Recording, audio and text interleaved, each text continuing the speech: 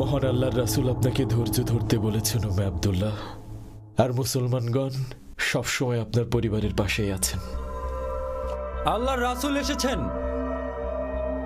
রাসূলুল্লাহ, হে মহান আল্লাহর প্রিয় নবী, আপনি কি যায়েদের জন্য কাঁদছেন আল্লাহর রাসূল? শুনুন উম্মে আইমান, আল্লাহর রাসূল সাল্লাল্লাহু আলাইহি ওয়াসাল্লাম বলেছেন যায়েদ ওনার খুব কাছের মানুষ ছিলেন। রাসূলুল্লাহ, তিনি অনেক কষ্ট সহ্য করেছেন এই পৃথিবীর মানুষদের জন্য। যায়েদ যেন পরকালেও শান্তিতে থাকে, ওর জন্য দোয়া করুন। আপনি চিন্তা করবেন না বারাকা, যায়েদ আল্লাহর পথে শহীদ হয়েছেন, তিনি এখন আল্লাহর অতিথি। আপনি সত্যি বলছেন আবু বকর, আল্লাহ শহীদদের উত্তম প্রতিদান দিক।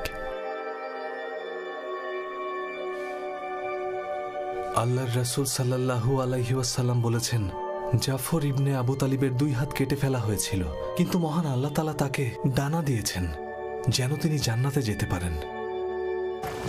এত ক্ষুদ্র একটা সৈন্যবাহিনী আমাদের ভবিষ্যৎ পরিণামের আভাস দিয়ে গেল। তাদের অনেকেই যুদ্ধের ময়দানে নিহত হয়েছে। এই লড়াইয়ের কারণে মুতার যুদ্ধ সংগঠিত হবে। তুমি এখন কি করবে হেরাক্লিয়াস? কি করবে যদি সমস্ত আরবেরা তোমার দিকে অস্ত্র নিয়ে ধেয়ে আসে? আল্লাহু আকবার। এই দুটি শব্দের বিরুদ্ধে যুদ্ধ করে কোনো লাভ নেই।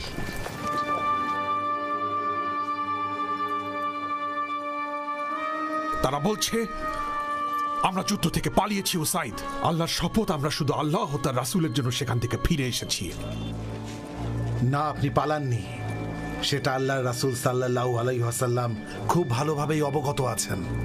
শুনুন মুসলমানগণ, আল্লাহর রাসূল সাল্লাল্লাহু আলাইহি ওয়াসাল্লাম বলেন খালিদ হলো আল্লাহর তরবারি যাকে মুশরিকদের বিরুদ্ধে যুদ্ধে নামিয়েছেন।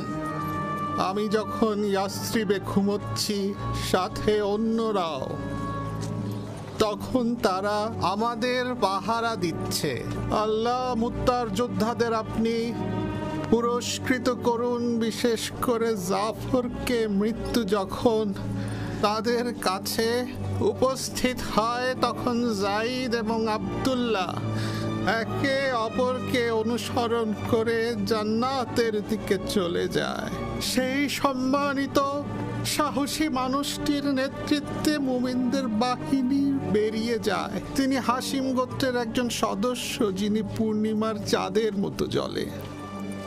অন্ধকার যখন ঘিরে ধরে তখন হাশিম গোত্রের লোকেরা ইসলামকে সমর্থন করে। তারা ইসলামের শক্তিশালী পাহাড়, যার চারপাশের লোকেরা তাদের দেখে অবাক হয়। জাফর আর তার ভাই আলীর মতো সাহসী লোক, যারা নবী মুহাম্মাদের অনুসরণ করে, আর তার সাথে হামজা, আব্বাস এবং আকিল, এরা সবাই হাশিম গোত্র থেকে এসেছে। তারা আল্লাহর বান্দা, যাদের তিনি তার দ্বীনের উপর পরিচালনা করেছেন, আর তাদের মাধ্যমেই তার মহান বাণী প্রচার করেছেন। আর আল্লাহ সারা পৃথিবীর মধ্য থেকে আরব জাতিকে বেছে নিয়ে আরবদের মাঝেই মহান আল্লাহ তার শেষ নবীকে পাঠিয়ে আরবদের মর্যাদা আরো বৃদ্ধি করেছেন। আর আমরা সকলেই আখেরি নবীর উম্মত হয়ে গর্বিত। আর আমাদের শহীদদের ভাগ্য কত ভালো যে তারা আল্লাহর দ্বীন প্রতিষ্ঠা করতে যে এই দুনিয়া থেকে বিদায় নিয়েছে। আল্লাহ তাদের সকলকে জান্নাতবাসী করুন। নিশ্চয়ই আল্লাহ পরম দয়ালু ও ক্ষমাশীল। আল্লাহ আপনাকে উত্তম প্রতিদান দিবেন হাসান, রহমত বর্ষিত হোক।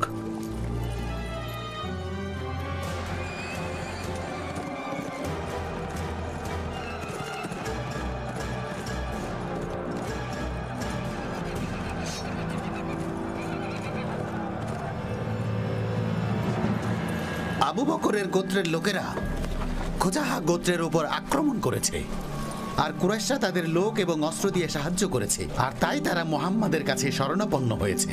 কাবার রবের শপথ, হুদাইবিয়ার সন্ধি ভঙ্গ হয়ে গেছে। মুহাম্মাদ আমাদের ছাড়বে না। আমার ঘোড়া প্রস্তুত করুন। ইয়া রব, আমি মোহাম্মদকে খুঁজছি কারণ মোহাম্মদের মাঝে একটা চুক্তি স্বাক্ষরিত হয়েছিল। আমরা প্রাপ্তবয়স্ক মানুষ ছিলাম যখন আমরা ইসলাম ধর্মের প্রতি আমাদের বিশ্বাস এনেছিলাম, আর আমরা কখনোই সে বিশ্বাস ভঙ্গ করিনি। তাই আমাদের সাহায্য করুন আর মুসলিমদের বলুন আমাদের সাহায্য করতে। মহান আল্লাহ আপনাদের অবশ্যই প্রতিদান হিসেবে বিজয় দান করবেন। চুক্তি ভঙ্গ করায় তিনি কুরাইশদের দিকে ক্রোধে অগ্রসর হন, কারণ তারা চুক্তি ভঙ্গ করে আমার এবং আমার লোকেদের উপর অতর্কিত হামলা করে। আর তারা বলে তারা যখন সংখ্যায় ও শক্তিতে কম ছিল তখন আমি তাদের ইসলামের পথে ডাকিনি। আমি সত্যি তাদের ডেকেছি, কিন্তু তারা আমার ডাকে কখনো সাড়া দেয়নি। কিন্তু এখনো তারা মিথ্যে কথা বলে যাচ্ছে। হে আল্লাহর রাসূল, তারা আমাদের উপর অতর্কিত হামলা চালায় আর আমাদের লোকদেরকে নির্মমভাবে হত্যা করে ফেলে। আল্লাহর রাসূল সাল্লাল্লাহু আলাইহি ওয়াসাল্লাম বলেছেন, আপনি ধৈর্য ধরুন, আল্লাহ তাআলা জালিমদের অবশ্যই শাস্তি দিবেন।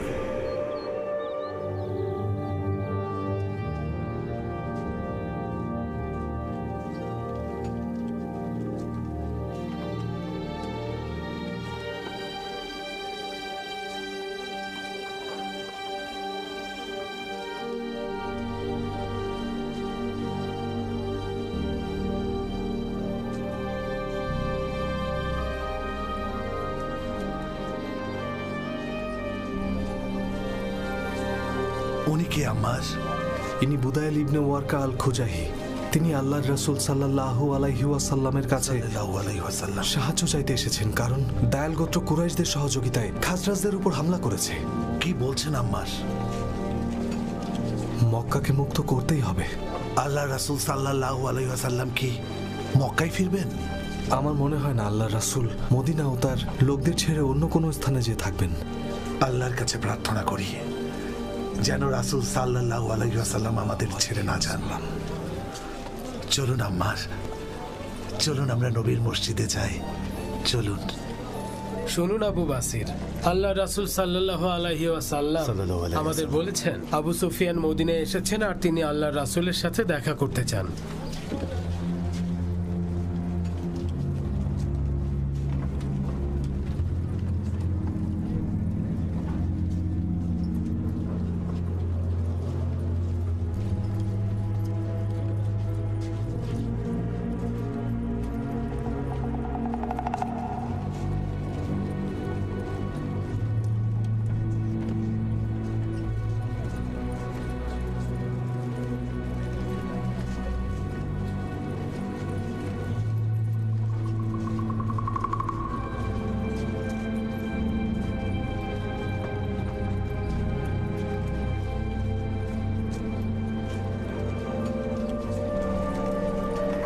শুনুন মোহাম্মদ, আমি চাই কুরাইশ ও মুসলিমদের মাঝের চুক্তিটির সময় বাড়ানো হোক। মোহাম্মদ, তুমি আমাকে কিছু বলছো না কেন? তুমি জানো আমি কুরাইশের প্রধান। ওমর ইবনে খাত্তাব, মোহাম্মদকে বলো কথা বলতে। আমি বলতে পারবো না। আল্লাহর শপথ, প্রয়োজনে আমি তোমার সাথে যুদ্ধ করব, তবু আমি বলবো না। আবু বকর, আপনি মোহাম্মদকে একটু বোঝান। আমার পক্ষে এটা করা সম্ভব না। ভাইরা আমার, মোহাম্মদকে কথা বলতে বলুন। আমি আবু সুফিয়ান, কেউ মোহাম্মদকে বলুন আমার সাথে যেন কথা বলে। আমি আবু সুফিয়ান, মোহাম্মদকে বলুন আমার সাথে যেন কথা বলে। ভাইরা আমার, আমি আবু সুফিয়ান, মোহাম্মদকে বলুন আমার সাথে কথা বলতে। ভাইরা আমার, আমি আবু সুফিয়ান, আমাকে সাহায্য করুন, সাহায্য করুন, আমাকে সাহায্য করুন।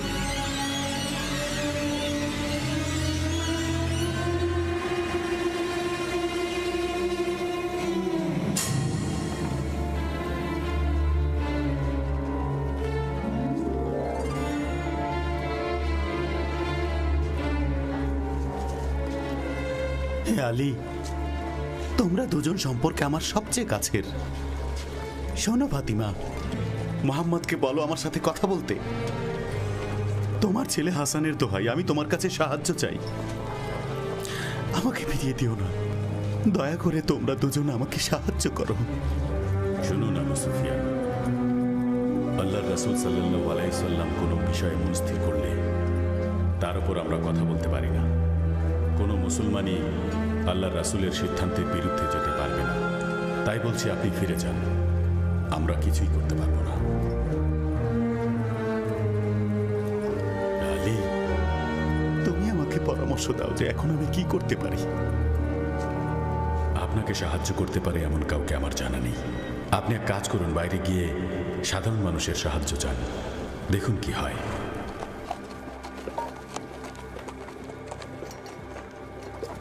তোমার কি মনে হয় যে এতে কাজ হতে পারে? আমার মনে হয় না, তবে এছাড়া আমার মাথায় কিছুই আসছে না।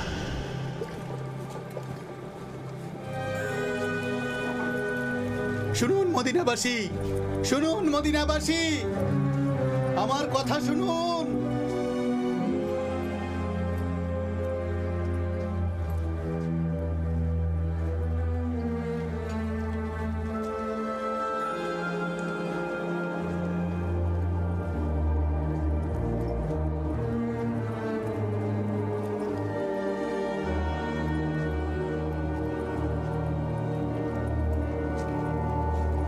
আপনি কোথায় যাচ্ছেন আব্দুল্লাহ? আমি মোহাম্মদের কাছে ক্ষমা চাইতে আর ইসলাম গ্রহণ করতে যাচ্ছি।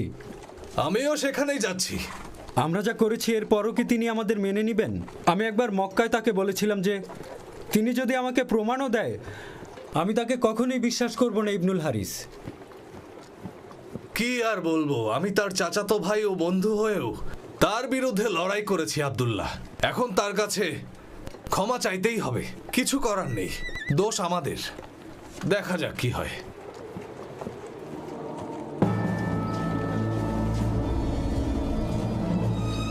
কি খবর এনেছেন আবু সুফিয়ান?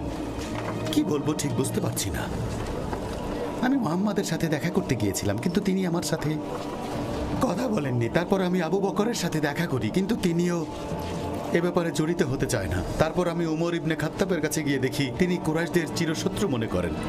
এরপর আমি আলীর সাথে কথা বলি, সে আমাকে মদিনার লোকদের সাথে আমাকে কথা বলতে বলেন। আমি তাই করেছি, কিন্তু আমি জানি না যে এটা কোনোভাবেই আমার উপকারে আসবে কিনা। কি করব বুঝতে পারছি না। আব্বাস ইবনে আব্দুল মুত্তালিব কোথায়? সে তার পরিবার নিয়ে মদিনার উদ্দেশ্যে হিজরত করছে। সব গোত্রগুলো মোহাম্মদকে অনুসরণ করছে। আমি এখন কি করব সুহাইল? আপনি এসব কোনোভাবেই মোকাবেলা করতে পারবেন না। মোহাম্মদের সাথে চুক্তি ভঙ্গ করা কুরাইশদের একদমই উচিত হয়নি। আমরা নিজেরাই নিজেদের বিপদ ডেকে এনেছি।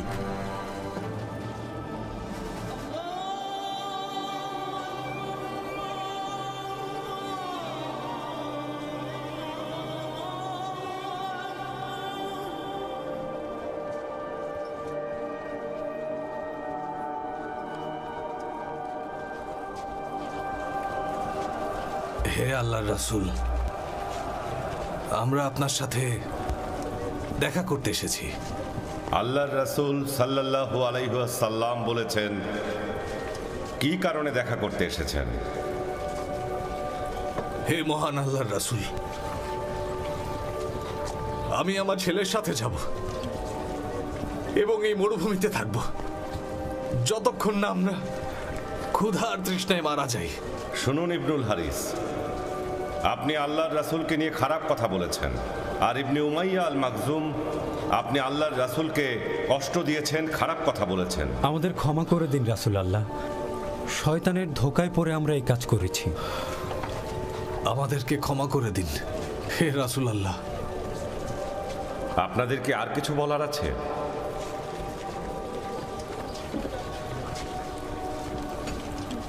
আশহাদু আল্লা ইলাহা ইল্লাল্লাহ ওয়া আশহাদু আন্না মুহাম্মাদুর রাসূলুল্লাহ। আশহাদু আল্লা ইলাহা ইল্লাল্লাহ ওয়া আশহাদু আন্না মুহাম্মাদুর রাসূলুল্লাহ। আল্লাহ আপনাদের ঈমানের পথে থাকতে সাহায্য করুক ভাই। আশহাদু আল্লা ইলাহা ইল্লাল্লাহ ওয়া আশহাদু আন্না মুহাম্মাদুর রাসূলুল্লাহ। আশহাদু আল্লা ইলাহা ইল্লাল্লাহ ওয়া আশহাদু আন্না মুহাম্মাদুর রাসূলুল্লাহ। আল্লাহ আপনাদের ইমানের পথে থাকতে সাহায্য করুক ভাই। কেউ মুসলিম হলে আল্লাহ তার পূর্বের সব গুনাহ মাফ করে দেন। আমাদের ক্ষমা করেছেন রাসূলুল্লাহ। আপনারা দুজনেই এখন মুসলিম, আপনারা আমাদের মতো একই অধিকার পাবেন এখন।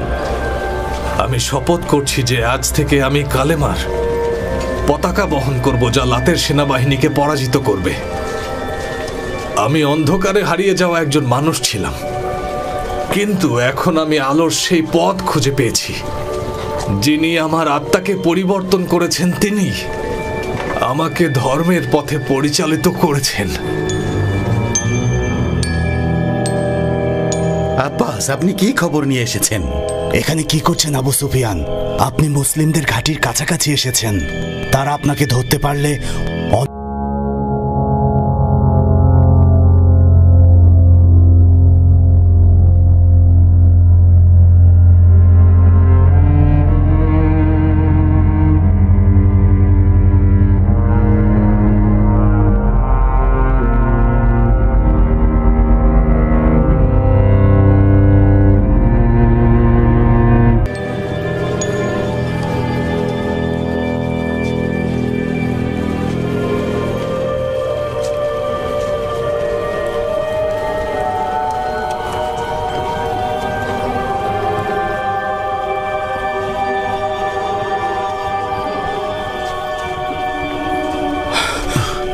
হে রাসূল আল্লাহ, আবু সুফিয়ান চুক্তি ভঙ্গ করার পরও আবার এখানে এসেছেন। তাকে প্রতিহত করার অনুমতি দিন আমাকে। ইয়া রাসূলুল্লাহ, তাকে আমি নিয়ে এসেছি। ওমর, আপনি শান্ত হন। তিনি যদি আব্দে গোত্রের হতেন তাহলে আপনি এভাবে বলতেন না। আল্লাহর শপথ, আমার বাবা যেদিন ইসলাম গ্রহণ করেছিল, আমি সেদিনও এত খুশি হইনি যতটা হয়েছি আপনি ইসলাম গ্রহণ করার পর। আর আমি জানি যে আপনি ইসলাম গ্রহণ করায় আল্লাহর রাসূল সাল্লাল্লাহু আলাইহি ওয়াসাল্লামও অনেক খুশি হয়েছেন। সাল্লাল্লাহু আলাইহি ওয়াসাল্লাম, আপনি অনেক উত্তম কাজ করেছেন। আল্লাহর রাসূল জিজ্ঞেস করছেন, আপনার মহান আল্লাহর প্রতি বিশ্বাস স্থাপন করার সময় কি এখনো আসেনি আবু সুফিয়ান? আপনি অনেক মহান আর দয়ালু ইয়া রাসূলুল্লাহ। আমি মহান আল্লাহর উপর বিশ্বাস স্থাপন করছি। আল্লাহর রাসূল জিজ্ঞেস করেছেন, তিনি যে আল্লাহর রাসূল সেটা কি আপনি এখনো বিশ্বাস করছেন না? আমি বিশ্বাস করি যে আপনি আল্লাহর রাসূল। শুনুন আবু সুফিয়ান, অনেক দেরি হওয়ার আগে ইসলামের পথে চলে আসুন। আশহাদু আল্লা ইলাহা ইল্লাল্লাহ ওয়া আশহাদু আন্না মুহাম্মাদুর রাসূলুল্লাহ। হে রাসূলুল্লাহ, আবু সুফিয়ান একজন সম্মানিত ব্যক্তি, তাকে আরো সম্মানিত করুন। মহান আল্লাহর রাসূল বলেছেন, তিনি আপনার সাথে একমত হয়েছেন আব্বাস।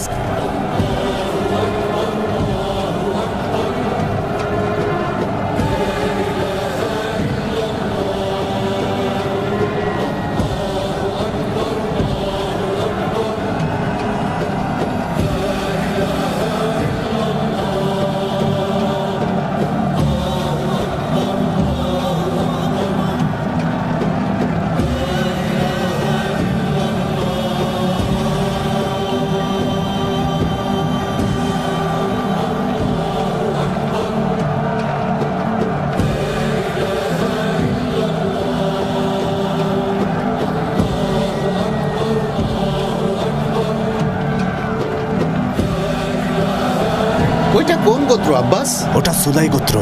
সুলাই গোত্রের কথা বলছি না, ওই যে ওইটা মাজিয়ান। মাজিয়ানের কথা বলছি না, ওই যে ওই দলটার কথা বলছি আমি আব্বাস। ওই যে দেখতে পাচ্ছ না, এখানে অনেক লোক এসেছে শুধুমাত্র রাসূল আল্লাহর জন্য। আনসার আর মুহাজিরিনগণ একত্রে রাসূলকে নিরাপত্তা দিচ্ছে। আল্লাহর শপথ আব্বাস, একজনের প্রতি এত বিশ্বাস আমি আগে কখনো দেখিনি। এটাই নবুয়তের শক্তি আবু সুফিয়ান। তা তো দেখতেই পাচ্ছি আমি। আরবের সব গোত্রগুলো আজকে সকলে এক হয়ে গেছে আবু সুফিয়ান। ঠিক বলেছে তুমি আব্বাস। এগুলো সবই মহান আল্লাহ তাআলার রহমত।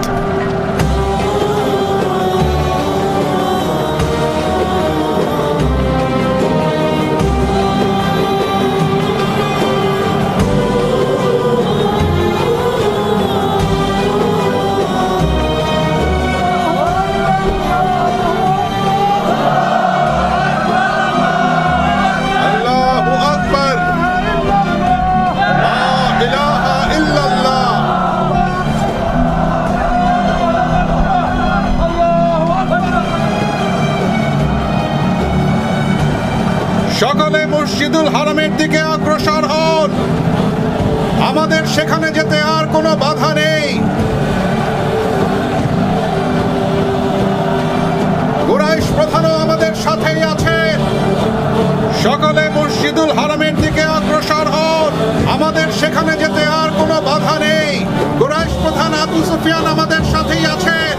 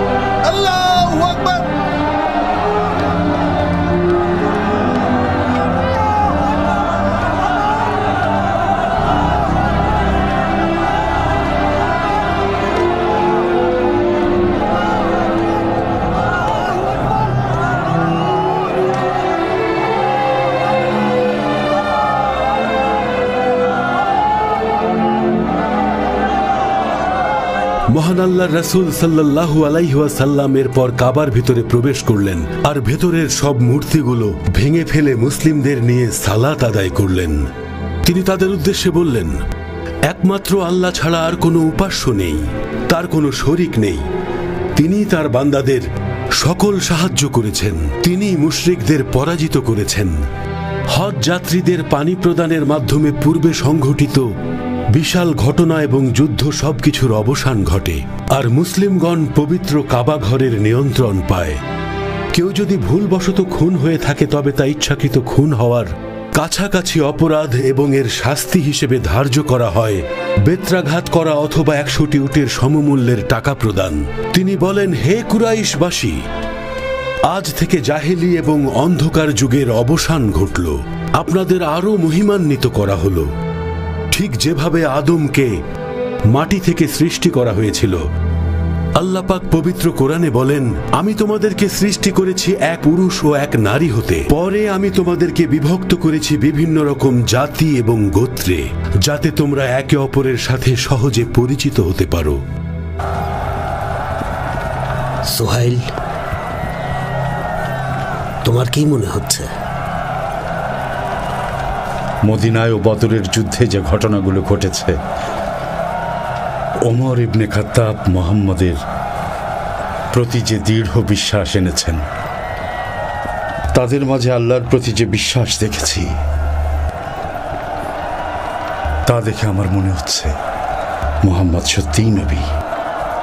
তাকে অনুসরণ না করে আমরা অনেক বড় ভুল করেছি হাকিম।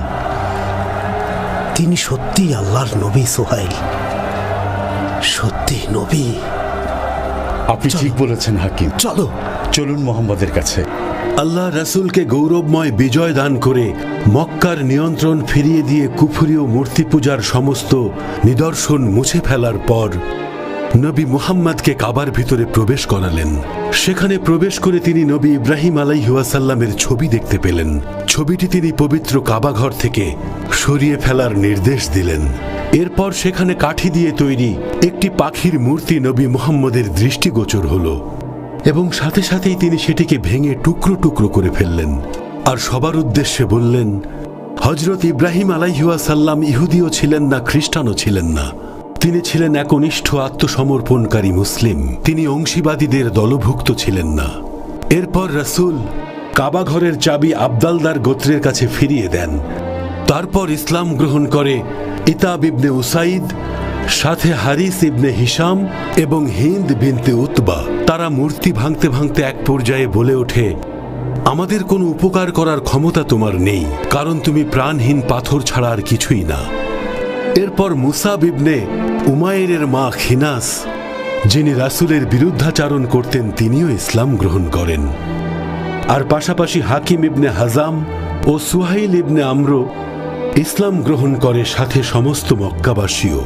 একমাত্র সাফওয়ান ইবনে উমাইয়া ইসলাম গ্রহণ করেনি। শুনুন ভাইয়েরা, খুজায়া গোত্রের একটি দল আহমার নামের এক ব্যক্তির হত্যার প্রতিশোধ নেওয়ার জন্য হুজাইল গোত্রের একজনকে হত্যা করেছে। আর এই ধরনের হত্যা পবিত্র ইসলাম ধর্মে নিষিদ্ধ করা হয়েছে। আল্লাহর রাসূল সাল্লাল্লাহু আলাইহি ওয়াসাল্লাম বলেন, আপনারা শুনুন মক্কাবাসী, আল্লাহ একই দিনে আকাশ ও পৃথিবীর সাথে মক্কাকেও সৃষ্টি করেছেন। মক্কার এই হেরেম শরীফ কিয়ামতের দিন পর্যন্ত পবিত্র থাকবে। সুতরাং যে ব্যক্তি আল্লাহ ও আখিরাতে বিশ্বাস করে, তার জন্য হত্যা করা হারাম। বিনা কারণে একটি গাছ কাটাও নিষেধ। হত্যা আমি আসার পূর্বে কারো জন্য হালাল করা হয়নি এবং আমার পরে যারা আসবে তাদের জন্য হালাল নয়। এটা আমার জন্য হালাল নয়, এর জন্য শাস্তি পেতে হবে। তাই আপনারা সাবধান হয়ে যান। এই স্থানের পবিত্রতা নষ্ট করা যাবে না। আর যারা বলছে আল্লাহ রাসূল তো যুদ্ধ করেছে, তাদের বলুন, রাসূল অনেক কিছুই আল্লাহর নির্দেশে করেছেন যা আপনাদের জন্য প্রযোজ্য নয়। শুনুন খুজা গোত্রের লোকজন, এই মুহূর্ত থেকে আপনারা হত্যা করা বন্ধ করুন। হত্যা আপনাদের জন্য কোনো উপকারে আসবে না। আপনি কাউকে হত্যা করলে সেই পরিবারের জন্য দুইটি ব্যবস্থা থেকে একটি গ্রহণ করার সুযোগ করে দিলেন। নিরাপত্তা দিয়েছেন যখন তিনি তার স্ত্রীকে নিয়ে ইয়েমেন থেকে এসে ইসলাম গ্রহণ করেন। আমি ওনার সাথে কথা বলেছি এবং তিনি আমাকে কথা দিয়েছেন যে আপনার কিছুই হবে না। আল জাহাবারি নবীজিকে নিয়ে অনেক বাজে কথা বলেছে, এরপরেও তিনি তাকে নিরাপত্তা দিয়েছেন। এখনো কি আপনার হৃদয়ে তার প্রতি কোনো ভালোবাসা জন্মায়নি সাফওয়ান? মহান আল্লাহ তাআলার শপথ, আল্লাহ রাসূলের চেয়ে ধৈর্যশীল ও তাকওয়াবান আর কেউ নেই। আপনি ওনাকে অনেক কষ্ট দিয়েছেন সাফওয়ান। আপনি তার অনেক প্রিয় সঙ্গীদের হত্যা করেছেন। এমনকি তার চাচাকেও। তবুও তিনি আপনাকে ক্ষমা করেছেন। আপনি পৃথিবীর শ্রেষ্ঠ মানুষের সাথে দেখা করতে যাচ্ছেন। রাসূল আপনার দিকে তাকিয়ে আছেন। উমায়ের বলছে আপনি আমার নিরাপত্তার নিশ্চয়তা দিয়েছেন। আল্লাহ রাসূল সাল্লাল্লাহু আলাইহি ওয়াসাল্লাম বলেছেন, সাল্লাল্লাহু আলাইহি ওয়াসাল্লাম উমাইর সত্যি বলেছে। তাহলে আমাকে ভাবার জন্য 2 মাস সময় দিন। আল্লাহ রাসূল আপনাকে 4 মাস সময় দিয়েছেন। শুনুন মুসলমানগণ, একদল লোক আছে যারা বলে যে যারা হিজরত করেছে তারাই শুধু বেহেশতে যাবে। আল্লাহর রাসূল বলেছেন মক্কা বিজয়ের পর হিজরত হয়নি, কিন্তু তবু ইসলামের শত্রুদের সাথে আমাদের লড়াই চলছে। সে যুদ্ধে অংশ নিন। আল্লাহু আকবার, আল্লাহু আকবার, আল্লাহু আকবার, আল্লাহু আকবার।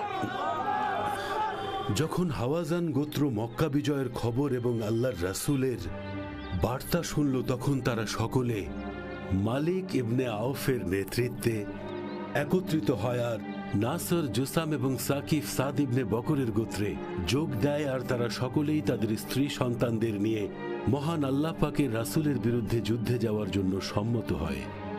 এ কথা শুনে রাসূলও তাদের মুখোমুখি হওয়ার প্রস্তুতি নিলেন আর সাফওয়ান ইবনে উমাইয়ার নিকট থেকে ঢাল এবং তরবারি যুদ্ধের জন্য ধার নিলেন, যদিও তখন সে মুশরিক ছিল। এরপর আল্লাহর রাসূল তার বাহিনীকে নিয়ে হুনাইন উপত্যকার দিকে অগ্রসর হওয়া শুরু করলেন। আর সেখানে হাওয়াজান গোত্রের বিরুদ্ধে ভয়াবহ যুদ্ধ সংগঠিত হল। যুদ্ধের পর হাওয়াজানের লোকেরা সবাই বিধ্বস্ত হয়ে পড়ে এবং তায়েফের দিকে পালিয়ে গিয়ে নাখলায় বসতি গড়ে। মুসলিমরা তাদের উপর বিজয় লাভের পর তাদের ফেলে যাওয়া সব জিনিস সংগ্রহ করে। রাসূল মুসলিম বাহিনীর নেতৃত্ব দেন এবং তাদের তায়েফ পর্যন্ত ধাওয়া করে শহরটি ততক্ষণ পর্যন্ত ঘেরাও করে রাখেন যতক্ষণ না শত্রু বাহিনী পুরোপুরি পরাজয় স্বীকার করে।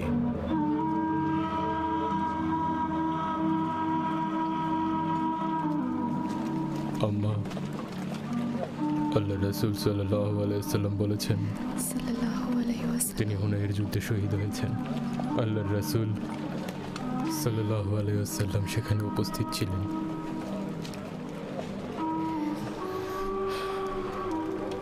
রাসূলুল্লাহ নিরাপত্তার জন্য সব সহ্য করব।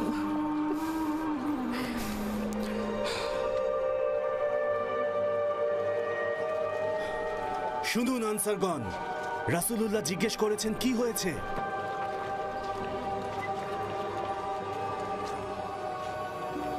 হে রাসূলুল্লাহ, হুনাইনের যুদ্ধের সম্পদ যেভাবে বিতরণ করছেন এ নিয়ে আনসাররা অসন্তুষ্ট। আপনি বড় বড় অংশ আপনার লোকদের আর অন্য গোত্রের মাঝে বিতরণ করে দিচ্ছেন। মহান আল্লাহর রাসূল জিজ্ঞেস করেছেন আপনাদেরও কি একই মতবাদ। হে রাসূলুল্লাহ, আমি আমাদের লোকদের সাথে আছি। আল্লাহর রাসূলের কাছে আসুন আনসারের ভাইয়েরা।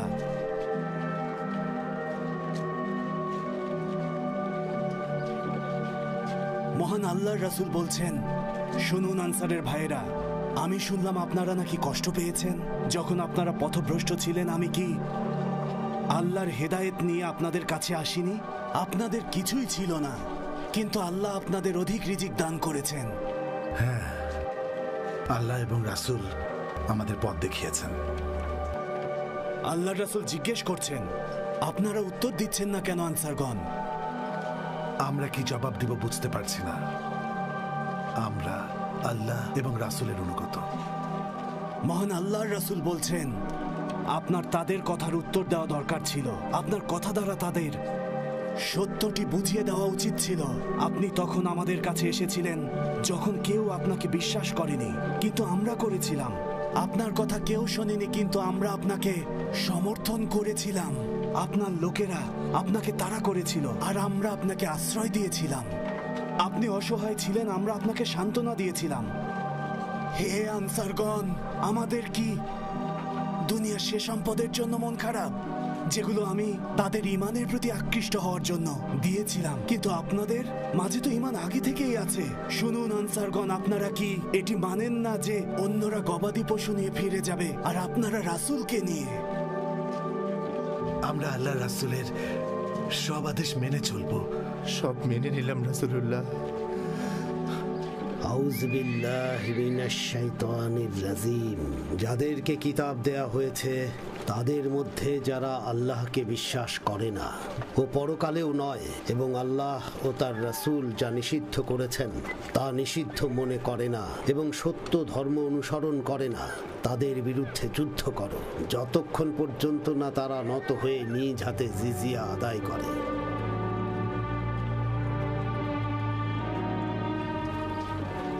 আমি নিজের চোখে দেখছি, তবুও বিশ্বাস করতে পারছি না।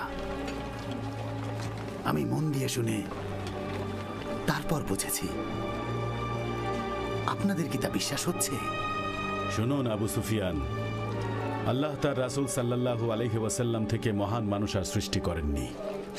সুবহানাল্লাহ, সকলের ঘৃণা কিভাবে ভালোবাসায় পরিণত হয়ে গেল। তুমি কি মনে করো যে আমরা আল্লাহর রাসূলের বিরুদ্ধে গিয়ে ভুল করেছি হাকিম ইবনে হাজাম? অবশ্যই আমরা ভুল করেছি আবু সুফিয়ান। আল্লাহর শপথ, আমার সেই মুহূর্তের কথা মনে পড়লে প্রচন্ড ভয় লাগে। তার বিরুদ্ধে কত ষড়যন্ত্র করেছি, কত কষ্ট দিয়েছি তাকে। আমি তার চিরশত্রুর ছেলে, কিন্তু তবু তিনি আমাকে ক্ষমা করেছেন। আমি কখনো ভাবিনি আল্লাহর রাসূল এভাবে আমাকে ক্ষমা করে দিবেন। আমাদের আসলে প্রথম থেকেই মুহাম্মদকে সমর্থন করা উচিত ছিল, কিন্তু আমরা তার বিরোধিতা করেছি। আর এ কারণেই আল্লাহ আমাদের উপরে রেগেছিলেন। আমাদের শুরু থেকেই তার ডাকে সাড়া দিয়ে কালেমার পতাকা হাতে নিয়ে তাকে রক্ষা করা উচিত ছিল। মহান আল্লাহ তাআলার কাছে আমি আমার কৃতকর্মের জন্য ক্ষমা চাই। আপনি কি কাঁদছেন ইবনে হারিস? ইসলাম গ্রহণের পর আল্লাহ পূর্বের সব গুনাহ মাফ করে দেন, তবুও আমি কাঁদবো, কারণ আমি তাকে কষ্ট দিয়েছি। সে কথা মনে হলে কষ্টে আমার বুকটা ভারী হয়ে ওঠে। এটাই নবুয়তের ক্ষমতা হাকিম, নবুয়তের ক্ষমতা। হিজরতের ৯ম বছর রজব মাসে মক্কা বিজয় করে হুনাইন এবং তায়েফ অভিযানের ৭ মাস পর মহান আল্লাহ পাকের রাসূল তাবুকের দিকে তার শেষ সামরিক অভিযান পরিচালনা করেন। এক পর্যায়ে তিনি জানতে পারেন যে রোমানরা শামে এক বিশাল সৈন্যবাহিনী জড়ো করেছে এবং আসামের লোকদের মাঝে ইসলাম ছড়িয়ে পড়ার ভয়ে রোমানরা বালকার দিকে অগ্রসর হচ্ছে এবং রোমান রাজা প্রচণ্ড ভয় আর উদ্বেগে আছে। রাসূল সাল্লাল্লাহু আলাইহি ওয়াসাল্লাম ৩০,০০০ যোদ্ধার একটি দলের নেতৃত্ব দিয়ে রওনা হলেন, আর এই যোদ্ধা দলের মাঝে প্রায় ১০ সহস্রাধিক অশ্বারোহী ছিল। তাবুকের সৈন্যবাহিনী ১ বছর ধরে গরম আবহাওয়ায় খুব কষ্ট করে অগ্রসর হচ্ছিল, সে কারণে তাদের নাম দেয়া হয় প্রতিকূলতার যোদ্ধা। রাসূল সব সাহাবীদের যুদ্ধের অর্থ সংগ্রহের জন্য দান করার নির্দেশ দেন। রাসূলের এই নির্দেশ শোনার পর সাহাবীরা দান করা শুরু করেন। সাহাবীদের মধ্যে সর্বপ্রথম হযরত উসমান ইবনে আফফান রাদিয়াল্লাহু তাআলা আনহু ১,০০০ দিনার এবং ৩০০টি উট যুদ্ধের জন্য দান করেছিলেন। নবী মুহাম্মদ আল্লাহর নিকট প্রার্থনা করে বলেন, হে আল্লাহ, আপনি উসমান রাদিয়াল্লাহু তাআলা আনহুর প্রতি সন্তুষ্ট হন, কারণ সে দ্বীনকে সাহায্য করেছে। উমর ইবনে খাত্তাব রাদিয়াল্লাহু তাআলা আনহু তার সম্পদের ১/৩ দান করেন, আর হযরত আবু বকর রাদিয়াল্লাহু তাআলা আনহু তার সম্পদের অর্ধেক দান করেন এবং মুসলিম মহিলারা চিকিৎসা সেবা প্রদানের পাশাপাশি সোনা এবং রূপা দিয়েও এই যুদ্ধে সাহায্য করেছিলেন। কিছু যোদ্ধা রাসূল সাল্লাল্লাহু আলাইহি ওয়াসাল্লামের সাথে যুদ্ধে না যাওয়ায় মুনাফিকরা সেই সব মুসলমানদের মাঝে ভয় ছড়াতে শুরু করে। রাসূল রোমান বাহিনীর গতিবিধি পর্যবেক্ষণ করতে থাকেন, আর তিনি ইউহান্না ইবনে রুবার সাথে সন্ধি করেন এবং সেই সাথে তিনি তার নিকট থেকে কর গ্রহণ করেন। এরপর তিনি আকিদার ইবনে আব্দুল মালিকের বিরুদ্ধে লড়াই করার জন্য খালিদ ইবনে ওয়ালিদের নেতৃত্বে একটি দলও পাঠান, আর খালিদ আকিদারের ভাই হাসানকে হত্যা এবং আকিদারকে বন্দী করে রাসূলের কাছে নিয়ে যান। আল্লাহর রাসূল তার থেকে কর গ্রহণ করে তাকে ছেড়ে দেন। আল্লাহর রাসূল আমাদের বেশি বেশি করে দান করতে বলেছেন, কারণ দান করলে মহান আল্লাহর রাসূল সাল্লাল্লাহু আলাইহি ওয়াসাল্লাম বলেছেন, আল্লাহ আমাদের সম্পদ বৃদ্ধি করে দেন, তাই বেশি করে দান করুন। এতে আল্লাহ ও তার রাসূল সাল্লাল্লাহু আলাইহি ওয়াসাল্লাম অনেক খুশি হবেন। ভাইয়েরা আমার, তাই আজ থেকে আমরা বেশি বেশি দান করব। আমি শুনতে পেরেছি মদিনায় কিছু মুনাফিক বলে বেড়াচ্ছে আল্লাহর রাসূল সাল্লাল্লাহু আলাইহি ওয়াসাল্লাম কখনোই নাকি চাননি আলী মদিনা ছেড়ে তাবুক যুদ্ধে আসেন। কিন্তু আসল ঘটনা হলো, আল্লাহর রাসূল যখন ফিরে আলীকে যুদ্ধের জন্য প্রস্তুত হয়ে আসতে দেখলেন, তখন আলীর তরবারি ধরে তখন তিনি বললেন, মদিনায় ফিরে যাও আলী, কারণ আমি আমার পরিবারের দেখাশোনার দায়িত্ব দিয়েছি তোমাকে। মনে রেখো, আমি সর্বশেষ নবী, আমার পরে আর কোনো নবী আসবে না, আর এটাই হলো চিরন্তন সত্য। মুনাফিকদের এমন মিথ্যাচার নিয়ে আল্লাহ তাআলা বলেন, যখন তোমার কাছে মুনাফিকরা আসে তখন বলে, আমরা সাক্ষ্য দিচ্ছি যে নিশ্চয়ই আপনি আল্লাহর রাসূল, এবং আল্লাহও জানেন যে অবশ্যই আপনি তার রাসূল।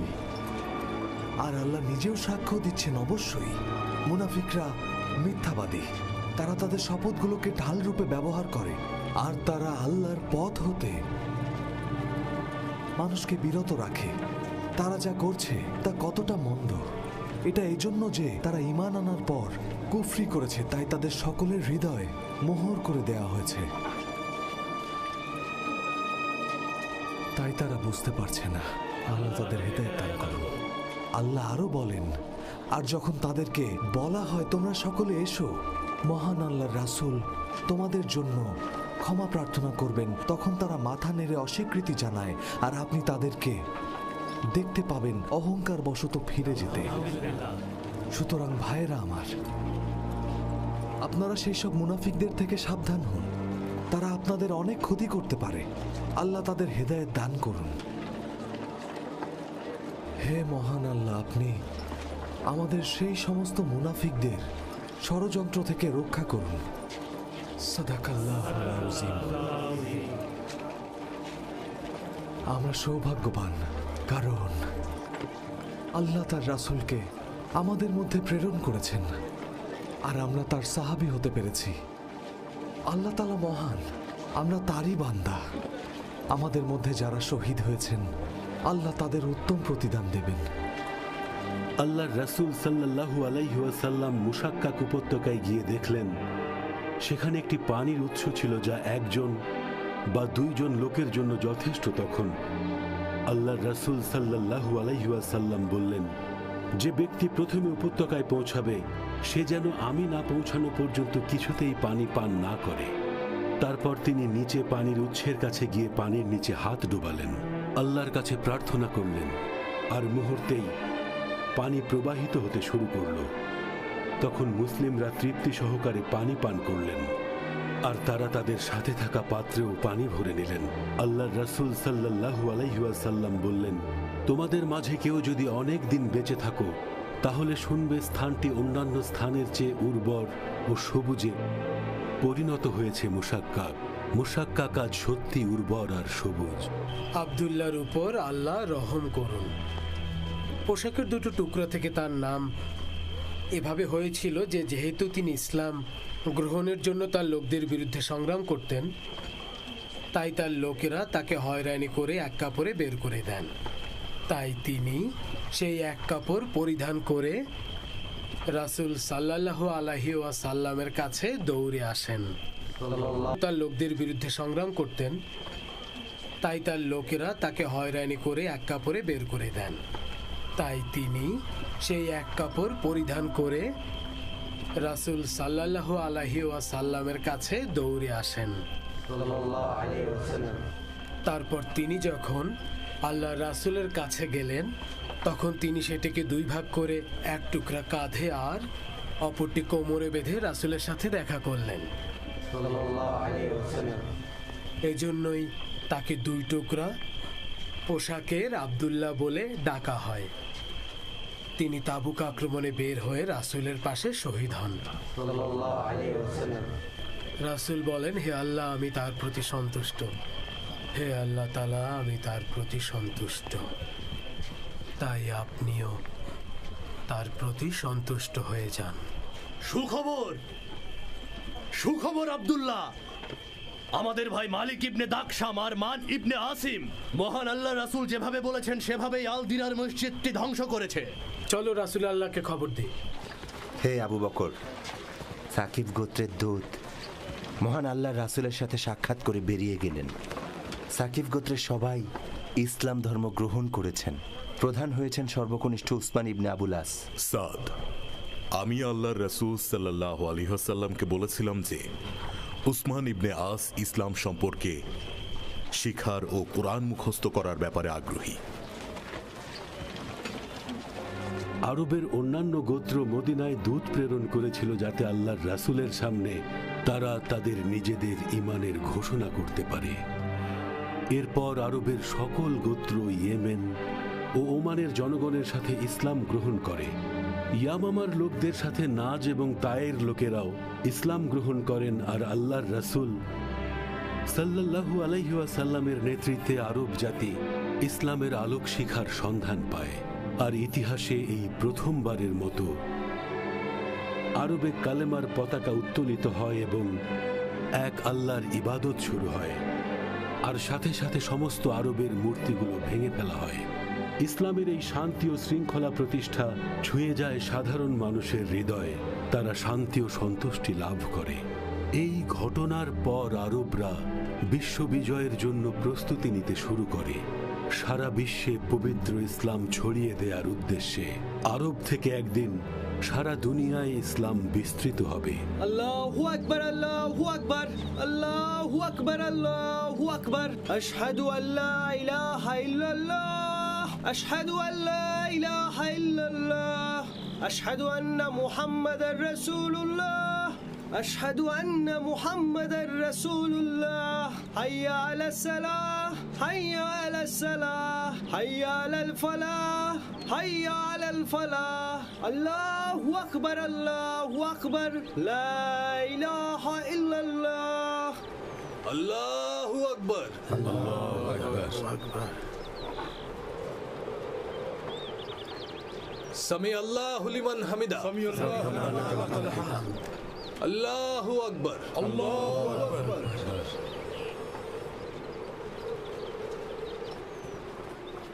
আল্লাহু আকবার, আল্লাহু আকবার, আল্লাহু আকবার, আল্লাহু আকবার।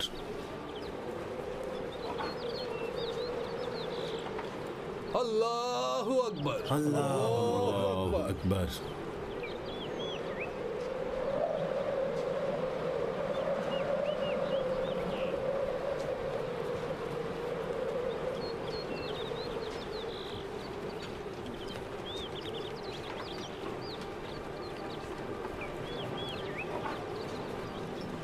আসসালামু আলাইকুম ওয়া রাহমাতুল্লাহ। আসসালামু আলাইকুম ওয়া রাহমাতুল্লাহ। আসসালামু আলাইকুম ওয়া রাহমাতুল্লাহ। আসসালামু আলাইকুম ওয়া রাহমাতুল্লাহ।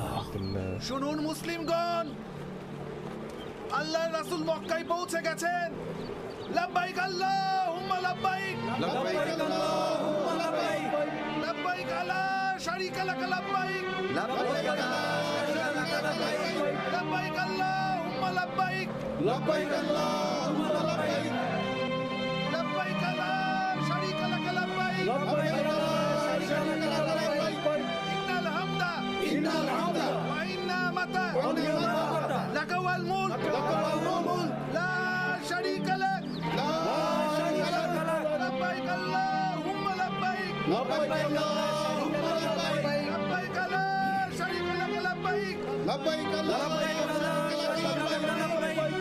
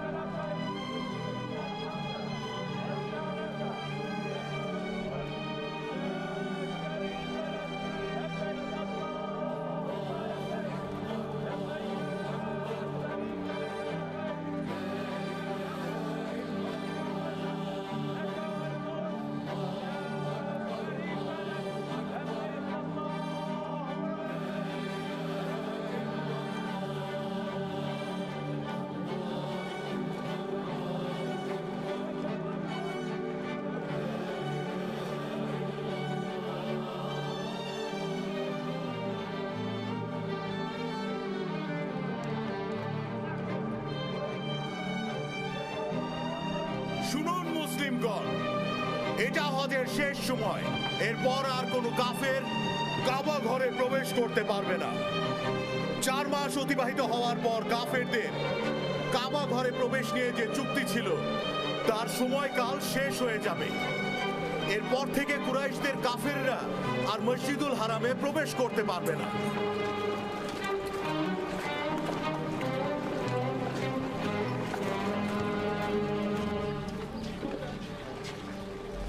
মহান আল্লাহর রাসূল সাল্লাল্লাহু আলাইহি ওয়াসাল্লাম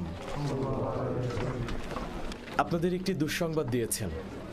তিনি জানতে পেরেছেন যে আমাদের ভাই মহান রাজা নেজাশী ইন্তেকাল করেছেন। তিনি আমাদের মুসলিম ভাইদের আশ্রয় দিয়েছিলেন আর কুরাইশদের মুশরিকদের থেকে নিরাপত্তা দিয়েছিলেন। মহান আল্লাহ উনাকে জান্নাতবাসী করুন। আপনারা সকলে আমার কথা মন দিয়ে ভালো করে শুনুন। এই দলটি আকরা ইবনে হাসিব ও উতারেব ইবনে হাজিবের নেতৃত্বে তামিম গোত্র থেকে এসেছে। সুবহানাল্লাহ, পরিস্থিতি এখন ভিন্ন। ইসলাম আমাদের বদলে দিয়েছে। শুনুন আনসারগণ, আপনারা সকল পরিস্থিতিতে মহান আল্লাহর প্রিয় রাসূলকে সমর্থন করে এসেছেন। আপনাদের জন্য আমরা গর্বিত। আমরা কি আরবদের অন্য গোত্র থেকে সেরা নই মুসলিম ভাইরা? আমরা সব সময় আল্লাহর রাসূলের পাশে ছিলাম এবং আছি। তারা সকলেই বদরের যুদ্ধ প্রত্যক্ষ ও অংশগ্রহণ করেছে। তারা এবং রাসূল ভয় পেয়ে কখনোই দুর্বল হয়ে পড়েননি। আপনি বলতে চাইছেন হাসান ইসলাম আমাদের উপরে আগে অবতীর্ণ হয়নি? তাহলে কি ইসলাম আমাদের ধর্ম না? ইসলাম গ্রহণের পূর্বেও আমি আপনার উদারতা, সাহস ও আনুগত্যের প্রশংসা করতাম। আর এখন আমি আপনার প্রশংসা করছি কারণ আপনি রাসূল সাল্লাল্লাহু আলাইহি ওয়াসাল্লামকে সমর্থন করছেন। সাল্লাল্লাহু আলাইহি ওয়াসাল্লাম। আপনারা এই প্রশংসা পাওয়ার যোগ্য। আপনারা সব সময় বিপদে আপদে মানুষকে সাহায্য করেন আর সব সময় আপনাদের প্রতিবেশীদের পাশে থেকে কঠিন সময়ে সকল মুসলিম ভাই ও বন্ধুদের রক্ষা করে। আমাদের সাথে দেখা করতে বেরিয়ে আসুন মোহাম্মদ, আমরা কিছু কথা বলতে চাই, আমাদের অনুমতি দিন। কতটা জঘন্য কাজ করেছিল বনি তামিম আর বনি গাতাফান। তারা আল্লাহর রাসূল সাল্লাল্লাহু আলাইহি ওয়াসাল্লামের সাথে কত অন্যায় করেছে। তারা রাসূলকে এভাবে ডাকাডাকি করছে কেন? চলো চলো সবাই।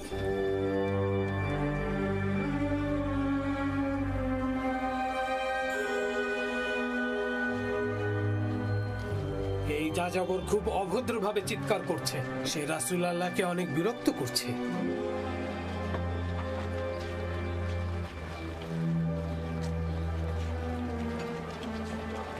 আল্লাহ রাসূল আপনাদের কথা বলার অনুমতি দিয়েছেন, আপনারা বলুন।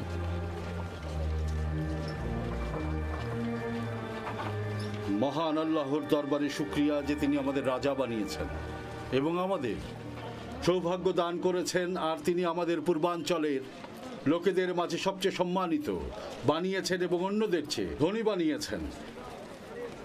আমরা কি সবার মধ্যে সবচেয়ে সম্মানিত নই?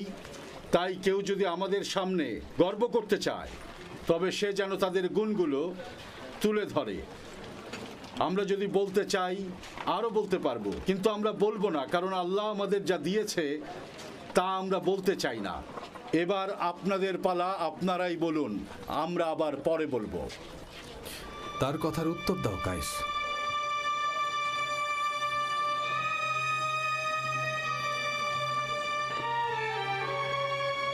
সমস্ত কৃতজ্ঞতা আল্লাহর, যিনি আকাশ ও জমিন সৃষ্টি করেছেন, যার মাঝে তার নিদর্শন রয়েছে। তার রহমত সকল স্থানে বিস্তৃত। তার রহমত ছাড়া কিছুই সৃষ্টি হয়নি। তারপর তিনি আমাদের এই জমিনে পাঠালেন। এরপর তিনি সর্বোত্তম মানুষদের মধ্য থেকে তার রাসূলকে মনোনীত করেছেন, যিনি সর্বোত্তম বংশ থেকে এসেছেন, যার চরিত্র সম্মান সব থেকে উত্তম। মহান আল্লাহ তার রাসূলের উপর তার পবিত্র বাণী নাজিল করেছেন, যা আল্লাহর রাসূলকে আরও মহাম্মান্বিত করেছে। এরপর তিনি তার লোকেদের ঈমান আনার আহ্বান জানাই কিন্তু কিছু লোক ঈমান আনেন যারা তার সাথে হিজরত করেন। তারাই রাসূলের কাছের লোক এবং সম্মানিত ব্যক্তি। এরপর আমরাই সর্বপ্রথম আল্লাহর রাসূলের ডাকে সাড়া দিয়েছিলাম।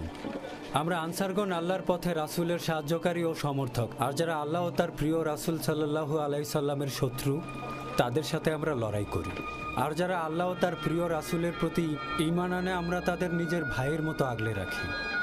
যারা ঈমান আনে না, তারা আমাদের চিরশত্রু। আল্লাহ যেন আমাকেও আমার ঈমানদার ভাইদের ক্ষমা করে দেন। আমরা সব সময় আল্লাহর কাছে সাহায্য চাই আর নিজেদের ভুলের জন্য ক্ষমা চাই। মহান আল্লাহ যেন আমাদের সকলকে হেদায়েত দান করেন। নিশ্চয়ই মহান আল্লাহ তাআলা পরম দয়ালু ও ক্ষমাশীল। আসসালামু আলাইকুম। আমাদের কবি ইবনে বদর বলেছেন, আমরা মহৎ আর কেউ আমাদের সমকক্ষ নয়। আমাদের মধ্য থেকেই রাজা নির্বাচিত হয় আর আমাদের কাছেই অঙ্গীকারবদ্ধ হয়। আমাদের সম্মান ও আভিজাত্য আকাশচুম্বী। জবাব দিন হাসান।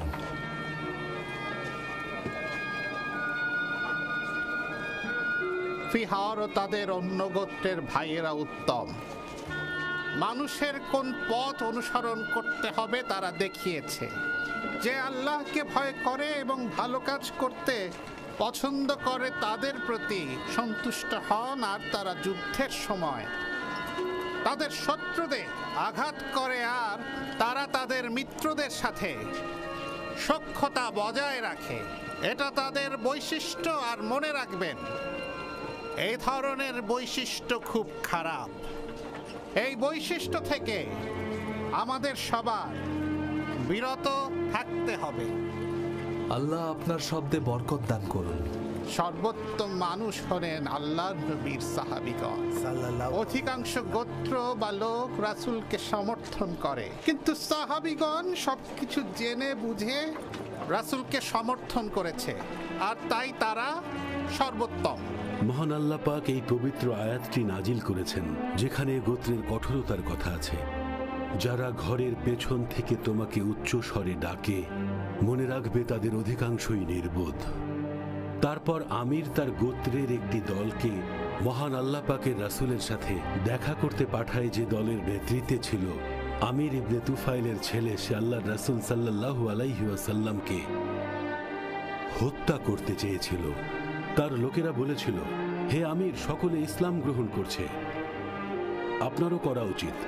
তখন তিনি উত্তরে বলেন, আমি নিজের কাছে প্রতিজ্ঞা করেছিলাম যে সমস্ত আরব আমাকে অনুসরণ করবে, কিন্তু এখন আমাকে কুরাইশের সেই যুবককে অনুসরণ করতে হবে।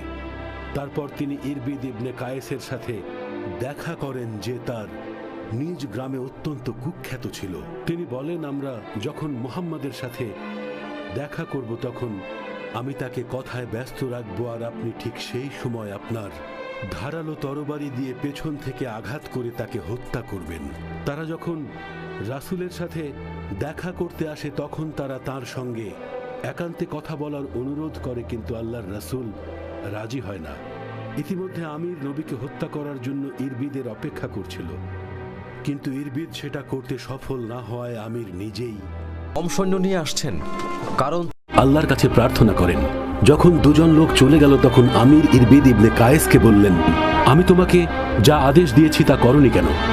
আল্লাহর শপথ, আমি এই পৃথিবীতে একমাত্র তোমাকে ছাড়া অন্য আর কাউকে ভয় পেতাম না, কিন্তু এখন থেকে আর ভয় পাবো না। তখন ইরবিদ বলল যে, হত্যা করতে গিয়ে তোমাকে ছাড়া আর কাউকে দেখিনি।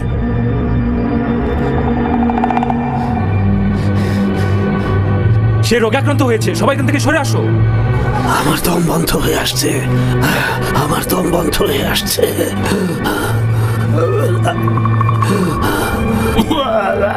বন্ধ হয়ে আসছে। আমির মারা যায় এবং বাড়ি ফেরার পথে তাকে দাফন করা হয়।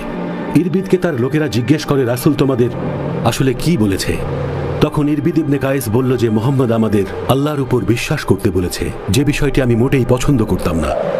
তাই আমরা সবাই সেখান থেকে ফিরে এসেছি। ঠিক তার দুদিন পর ইরবিদ যখন ভ্রমণে বের হলো তখন তার উপর বজ্রপাত হয়, যার ফলে তার মৃত্যু হয়।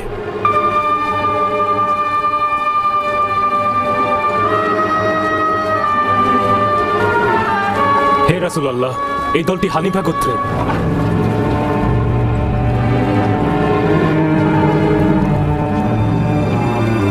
তারা আল্লাহর রাসূলের সাথে দেখা করে এবং ইসলাম গ্রহণ করে। কিন্তু যখন তারা বাড়ি ফিরে আসে তখন মুসাইলামা ইবনে হাবিব তাদের বলে, আমিও তার মতো একজন নবী। এরপর সে কোরআনের মতো ছন্দ মিলিয়ে কথা বলতে শুরু করে আর বলে, আল্লাহর শপথ করে বলছি এগুলো সব পবিত্র বাণী। তিনি গর্ভবতী মহিলাদের অনুগ্রহ করেছেন, কেননা তারই অনুগ্রহে তাদের গর্ভ থেকে তিনি মানুষ সৃষ্টি করেছেন। সেই অভিশপ্ত লোক তার নিজ গোত্রের জন্য মদ এবং ব্যভিচারের মতো পাপ হালাল করে দেয়, নামাজ মাফ করে দেয় যা মুসলিমদের উপর ফরজ। আসওয়াদ আনসিও একই মিথ্যাচার প্রচার করা শুরু করে। সেই সময় মুসাইলামা রাসূল সাল্লাল্লাহু আলাইহি ওয়াসাল্লামের কাছে একটি চিঠি পাঠিয়েছিল, আর সেখানে সে লিখেছিল, আমিও আপনার নবুয়াতের অংশীদার। তখন রাসূল সাল্লাল্লাহু আলাইহি ওয়াসাল্লাম বলেন, আল্লাহর রাসূল মুহাম্মদের পক্ষ থেকে মিথ্যা দাবিদার মুসাইলিমার প্রতি, যে ব্যক্তি আল্লাহর কাছ থেকে আগত হেদায়াতের অনুসারী, তার উপর সালাম। জেনে রাখো, পৃথিবী সম্পূর্ণই আল্লাহর।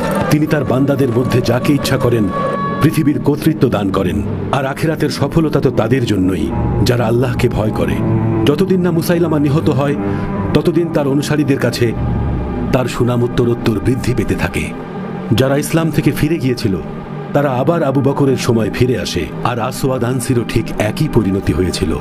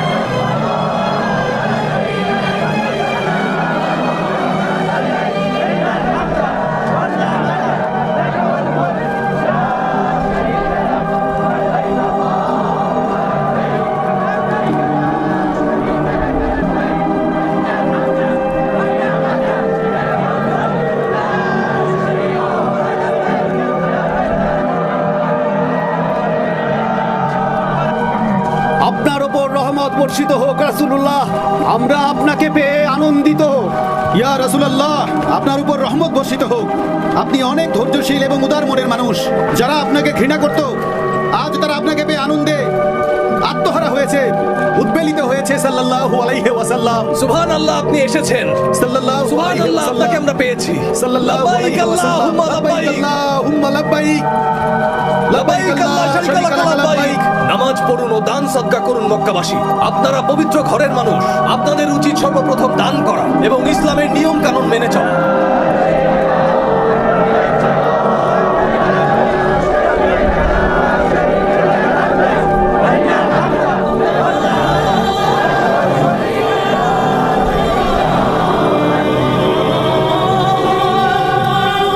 শুনুন মুসলিম ভাইরা, আল্লাহর রাসূল সাল্লাল্লাহু আলাইহি ওয়াসাল্লাম বলেছেন, উপস্থিত সকল মুসলিম ভাইরা আমার কথা মনোযোগ দিয়ে শোনো।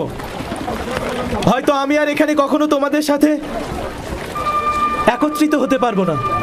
শুনুন উপস্থিত মুসলিম ভাইরা, আপনারা পরস্পর খুনাখুনি করবেন না এবং একে অন্যের সম্পদ আত্মসাৎ করবেন না। একদিন সবার আল্লাহর মুখোমুখি হতে হবে। আজ থেকে আপনাদের জন্য এগুলো হারাম করা হলো, কারণ এমন একটা দিন আসবে যেদিন আপনারা সবাই আপনাদের রবের মুখোমুখি হবেন, আর সেদিন তিনি আপনাদেরকে প্রশ্ন করবেন যে তোমরা জীবনে কি কি করেছো।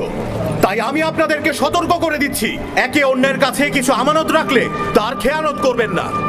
তোমাদের কেবল মূলধনের উপর অধিকার রইল। তোমরা অত্যাচার করবে না ও অত্যাচারিত হবে না। মহান আল্লাহ আদেশ দিয়েছেন যে সুদ হারাম। সর্বপ্রথম আমি হযরত আব্বাস ইবনে আব্দুল মুত্তালিবের সুদ রহিত করছি। আজ থেকে রক্তের দাবিও রহিত করা হলো। প্রথমে যে রক্তের দাবি আমি বাতিল করব তা হলো রাবিয়া ইবনুল হারিস ইবনে আব্দুল মুত্তালিবের ছেলের। তিনি লাইথ গোত্রে পালিত হয়েছে, আর হুসাইল গোত্রের লোক তাকে হত্যা করে। জাহিলিয়াতি যুগের এই প্রথাটিও আজ থেকে বাতিল করা হলো। শুনুন সকল মুমিনগণ, শয়তানের পূজা করা এই দেশে বন্ধ হয়ে গেছে, কিন্তু সে আপনাদেরকে দিয়ে নানা রকম ছোট ছোট গুনার কাজ করিয়ে সন্তুষ্ট থাকবে, যেটাকে আপনারা গুনাহ মনে করেন না। তাই ইসলামের প্রতি যত্নবান হন। আল্লাহ তাআলা বলেছেন, কোনো মাসকে পিছিয়ে দেওয়া কুফুরির মতোই কাজ, যা দিয়ে কাফিরদেরকে বিভ্রান্ত করা হয়। তারা এটাকে কখনো বৈধ করে আর কোনো বছর অবৈধ করে, যাতে করে আল্লাহ যেগুলোকে নিষিদ্ধ করেছেন সেগুলোর গণনা পূর্ণ করতে পারে। আল্লাহ যেদিন আসমান জমিন সৃষ্টি করেন সেদিন সময় যেমন ছিল তা আজও তেমনি আছে। 12 মাসে 1 বছর হয়, তার মধ্যে 4 মাস পবিত্র, যার 3 মাস ধারাবাহিকভাবে যথাক্রমে জিলকদ, জিলহজ আর হলো মহররম। চতুর্থ মাস হলো রজব, মুদারা যা জুমাদা ও শাবান মাসের মধ্যে আসে। আর শোনো হে মুসলিম ভাইয়েরা, তোমাদের স্ত্রীকে তোমাদের জন্য হালাল করা হয়েছে, তাদের উপর তোমাদের পূর্ণ অধিকার রয়েছে। তারা তোমাদের ঘরে এমন কাউকে স্থান দেবে না যাদের তোমরা কখনোই পছন্দ করো না। তারা ব্যভিচারে লিপ্ত হবে না বা স্বামীর অবাধ্য কখনোই হবে না। তারা যদি এমন করে তাহলে আল্লাহ অনুমতি দিয়েছেন তাদের শাসন করো এবং বিছানা আলাদা করে দাও এবং প্রয়োজন হলে মৃদু প্রহার করবে। তাতে তারা যদি ফিরে আসে তবে নিয়ম মাফিক তাদের দেখভাল করবে। স্ত্রীদের সঙ্গে ভালো ব্যবহার করবে, তারা তোমাদের সাহায্যকারিনী। তোমরা তাদের আল্লাহ নির্ধারিত কালেমা বাক্যের মাধ্যমে নিজেদের জন্য হালাল করে নিয়েছো। সুতরাং তাদের ব্যাপারে আল্লাহ তাআলাকে ভয় করো, কারণ তারা তোমাদের আমানত। তারা তাদের সবটুকু তোমাদের দিয়েছে, তাদের উপযুক্ত যত্ন করো। নিশ্চয় আমি তোমাদের মাঝে আল্লাহর কিতাব ও তার রাসূলের সুন্নাহ রেখে যাচ্ছি, যাকে দৃঢ়ভাবে ধারণ করলে কখনো পথ ভ্রষ্ট হবে না। মুসলিম ভাইয়েরা, শোনো এবং বোঝো আমি কি বলতে চাই। জেনে রাখো যে প্রত্যেক মুসলমান অন্য মুসলমানের ভাই, আর সমস্ত মুসলিম ভাই ভাই। এক ভাই অন্য ভাইয়ের ধন সম্পদ তার অনুমতি ছাড়া কেউ সেসব ভক্ষণ করো না। তোমরা কি নিজেদের শাস্তির পথ নিজেরাই তৈরি করবে? আমি কি তোমাদের জানাইনি? হ্যাঁ, জানিয়েছেন। আমি কি তোমাদের বলিনি? বলেছেন। আমি কি তোমাদের বুঝাইনি? হ্যাঁ, বুঝিয়েছেন। আল্লাহ আপনি সব কিছুর সাক্ষী। আল্লাহর রাসূল সাল্লাল্লাহু আলাইহি ওয়াসাল্লাম সে বছর হজ থেকে ফিরে আসেন। তারপর হিজরতের 11তম বছরের শুরুতে আল্লাহর রাসূল হজের সফর থেকে ফিরে এসে শারীরিকভাবে অসুস্থ হয়ে পড়েন। তিনি বলেন, আপনারা আমার জন্য দোয়া করুন, আমি আগামী বছর একই জায়গায় আপনাদের সঙ্গে দেখা করতে পারবো কিনা জানি না। তখন এই সূরাটি নাজিল হয়, যখন আল্লাহর সাহায্য ও বিজয় আসবে এবং তুমি মানুষকে দলে দলে আল্লাহর দ্বীনে প্রবেশ করতে দেখবে, তখন তুমি তোমার প্রতিপালকের সপ্রশংস পবিত্রতা ঘোষণা করো এবং তার কাছে ক্ষমা প্রার্থনা করো। নিশ্চয়ই তিনি অধিক তওবা গ্রহণকারী। পরে তিনি সুস্থ হয়ে মসজিদে যান। আপনাদের সকলকে উপস্থিত দেখে রাসূল খুশি হয়েছেন। আল্লাহর রাসূল সাল্লাল্লাহু আলাইহি ওয়াসাল্লাম বলেছেন, আমি আর আপনাদের মাঝে কতদিন থাকবো জানি না, কিন্তু আমার দেয়া উপদেশগুলো আপনারা সকলে পালন করবেন।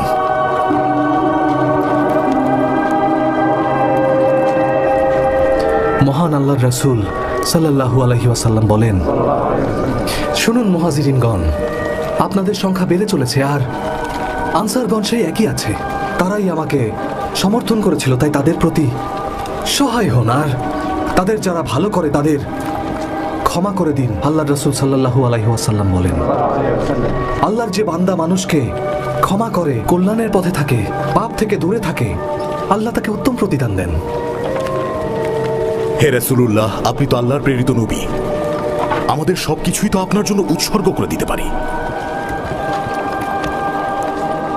আল্লাহর রাসূল বলেন, শান্ত হও আবু বকর, মসজিদের খোলা দরজাগুলোর দিকে তাকিয়ে দেখো, সবগুলো দরজা তুমি বন্ধ করে দাও আবু বকর, শুধুমাত্র একটি দরজা তোমার জন্য খোলা রাখো। মহান আল্লাহর রাসূল সাল্লাল্লাহু আলাইহি ওয়াসাল্লাম বলেন, শুনুন মুসলমানগণ, রাসূল নির্দেশ দিয়েছেন উসমানের নেতৃত্ব আপনারা সবাই অনুসরণ করুন, ঠিক যেমন তার পিতাকে অনুসরণ করেছিলেন, কারণ সেও তার পিতার মতোই দক্ষ, তাই আপনারা সবাই তাকে অনুসরণ করুন। হিজরতের 11তম বছরের শুরুতে মহান আল্লাহ পাকের রাসূল সাল্লাল্লাহু আলাইহি ওয়াসাল্লাম মাত্র 63 বছর বয়সে ইন্তেকাল করেন। ওনার ইন্তেকালে আকাশ জমিন বিষণ্ণতায় ছেয়ে যায়। আল্লাহ পাক বলেন, আর তোমরা ভয় করো সেই দিনকে, যেই দিন তোমাদের সবাইকে আল্লাহর কাছে ফিরে যেতে হবে আর প্রত্যেককে তার কর্মফল পূর্ণভাবে প্রদান করা হবে, তাদের প্রতি কোনো অন্যায় করা হবে না।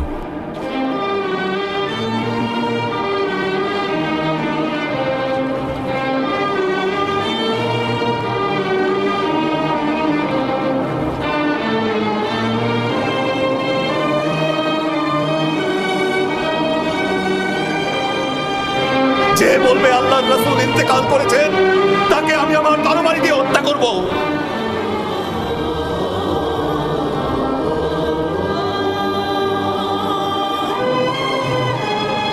হে মুসলিম ভাইয়েরা, আপনাদের মধ্যে যারা মুহাম্মদকে অনুসরণ করতেন তারা জেনে রাখুন যে মুহাম্মদ ইন্তেকাল করেছেন। আর যারা আল্লাহর ইবাদত করতেন তারা জেনে রাখুন যে আল্লাহ চিরঞ্জীব এবং অবিনশ্বর।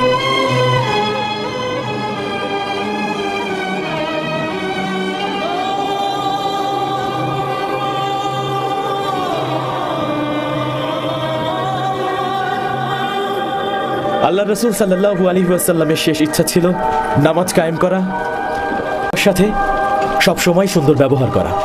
আল্লাহু আকবার, আল্লাহু আকবার, আল্লাহু আকবার, আল্লাহু আকবার। আশহাদু আল্লা ইলাহা ইল্লাল্লাহ, আশহাদু আল্লা ইলাহা ইল্লাল্লাহ, أشهد أن محمدا رسول الله، جاء الوجود أشهد أن محمدا رسول الله، حي على الصلاة الهدى بك جاء، حي على الصلاة حي على الفلاح، لا يلتقي